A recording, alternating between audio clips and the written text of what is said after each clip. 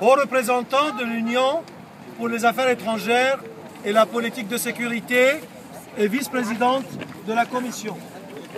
Madame, aujourd'hui, plusieurs Égyptiens de souche qui sont français, hollandais, belges ou autres nationalités européennes se rassemblent ici, place Luxembourg à Bruxelles, pour exprimer leur déception de l'attitude européenne vis-à-vis des derniers événements en Égypte depuis la chute du président Morsi. Actuellement, la violence de la confrérie des frères musulmans et des islamistes radicaux bat son plein. Lors des élections présidentielles de juin 2012, ils avaient menacé d'incendier le pays si Chafi l'emporterait sur Morsi.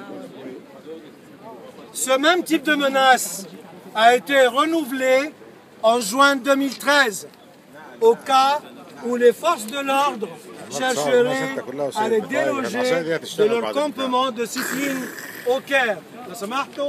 أنا صوتي على خلوني عشان تسمعوني عشان تسمعوا اللي بيتقال يعني s'il vous plaît. Ces menaces viennent d'être mises à exécution.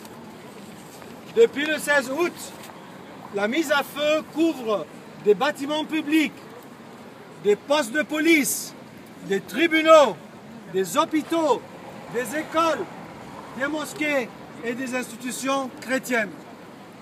Les Coptes terrorisés sont devenus la cible des islamistes et récoltent la plus grande part du gâteau. En quelques jours, 82 incendies d'églises, monastères, écoles, orphelinats chrétiens. Ces actes ont été le plus souvent accompagnés de groupements par centaines, voire par milliers, criant victoire au nom d'Allah et brandissant des slogans pour annoncer la mort et la fin des Coptes infidèles. Les drapeaux d'Al-Qaïda, le noir, ont été hissés dans les rues, sur des églises. Plusieurs maisons de Coptes et leurs commerces ont été incendiés. Des familles tuées. Dans certains villages, on peut parler de pogroms de Coptes, avec leurs maisons marquées par des signes de croix. Ceci fait partie d'un plan pour se débarrasser des chrétiens du Moyen-Orient. La destruction de leur lieu de culte n'en est qu'une étape.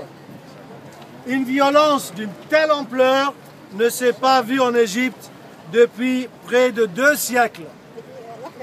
Face à ces actes barbares, la réaction de l'Union européenne est insuffisante, alors que le respect des libertés religieuses fait partie de ses priorités. Les 15 millions de Coptes seront-ils le bouc émissaire?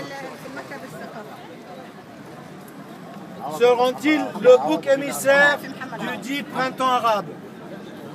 Le 30 juin et le 26 juillet 2013, la volonté du peuple égyptien avait été clairement exprimée.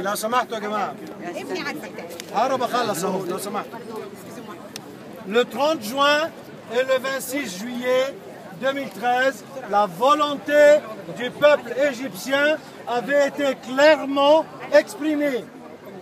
Plus de 20 millions, on ne va pas parler de 30, plus de 20 millions de manifestants dans les rues d'Égypte, musulmans et chrétiens, ont demandé que l'armée, seule force organisée face au pouvoir islamiste, les aide pour qu'ils récupèrent leur révolution volée.